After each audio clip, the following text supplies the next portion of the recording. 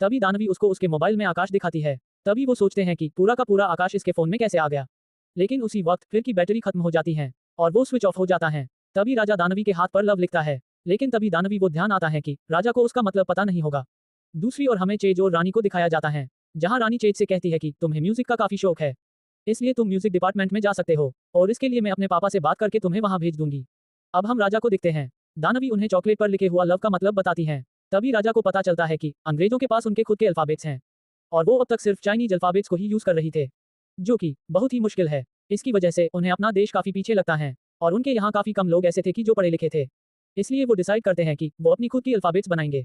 उसके बाद दानवी को याद आता है कि जिस अल्फाबेट्स के बारे में राजा बात कर रहे हैं, उन्हीं अल्फाबेट्स को तो वो उसके बुक में पढ़ती हैं और साथ में वो एक नोट निकालती हैं जिसमें उसी राजा का फोटो था जिसने उस लैंग्वेज को डेवलप किया था और वो यही राजा थे जो अभी दानवी के साथ बैठे थे। उसके बाद दानवी कहती है कि मुझे पूरा भरोसा है कि आप इस लैंग्वेज को इंट्रोड्यूस करेंगे। उस पे राजा कहते हैं कि मैं उस लैंग्वेज से सबसे पहले तुम्हारा ही नाम लिखूंगा। फिर दानवी राजा को एक चॉकलेट देती है जो राजा को बहुत पसंद आता है। तभी राजा उसे कहता है कि तुम्हारे बैग में से इतना सामान कैसे निकलता है। लेकिन उसी वक्त दानवी को याद आता है कि उसके माँ ने उसे एग्जाम को जाते वक्त बहुत सारा सामान उसके बैग में डाल दिया था। ये सोचकर दानवी बहुत ही सैड हो जाती है क्योंकि उसे लग रहा था कि उसकी माँ उसका इंतजार कर रही होगी। इसके कारण दानवी को उसकी माँ की बहुत याद आ रही थी। वही अब दूसरी ओर हम देखते हैं कि मिनिस्टर ने उसको जो मशीन बनाने के लिए कहा था वो अब दानवी बना चुकी थी। इसी वजह से राजा दानवी पर लगे सारे आरोप को हटा देने के लिए कहता है और अब चेज को भी 4th रैंक मिल जाती है। साथ ही वो दानवी को 3rd रैंक देने के लिए कहता है। वही दूसरी ओर ये सब बातें दानवी वहां से सुन रही थी।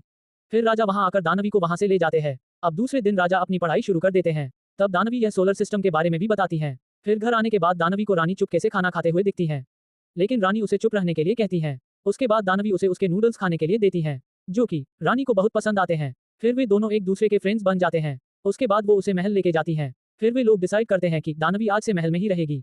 उसके बाद उसे बहुत ही अच्छे से तैयार करके लाते हैं। लेकिन जब उसको पता चलता है कि उसको एक कॉन्काबाइन की पोजीशन मिली है तो वो वहां से भाग जाती है। लेकिन राजा उसे पकड़ लेते हैं। फिर वो डर के मारे बता देती है कि मैं लड़का नहीं हूँ, मुझे मजबूरी में यहाँ लड़का बन के रहना पड़ा। तभी राजा उसको हक करके बताते हैं कि मुझे पहले से ही पता है कि तुम एक लड़की हो। लेकिन उन्होंने दानवी को इसलिए भी बताया क्योंकि वो उसको अपने पास रखना चाहते थे। उसके बाद रात में राजा दानवी को बोलते हैं कि तुम हमेशा के लिए यह पर रुक जाओ, मतलब कि तुम बारिश होने के बाद भी यहाँ से मत जाना। अब राजा की ये बातें सुनकर दानवी बहुत ही सैड हो जाती हैं। फिर अगले दिन हम चेज को देखते हैं। दानवी उसे बताती है कि अगर उसके चक्कर में राजा ने कोरियन अल्फाबेट्स नहीं बनाए तो। लेकिन चेज को उसकी बातें मजाक लग रही थी, इसलिए वो उसे कहती है कि तुम कुछ भी नहीं समझोगे क्योंकि ये सब कुछ फ्यूचर में होने वाला है। अगले सीन में हम देखते हैं कि रानी दानवी को राजा के माँ के पास लेके जाती हैं। लेकिन जब वो उनकी माँ को देखती हैं तो उनकी शक्ल बिल्कुल उसकी माँ की तरह थी, इसलिए वो उनको देखकर बहुत ही इमोशनल हो जाती हैं और रोने लगती हैं। लेकिन राजा की माँ को कुछ समझ नहीं आ रहा था कि वो क्यों रो रही हैं।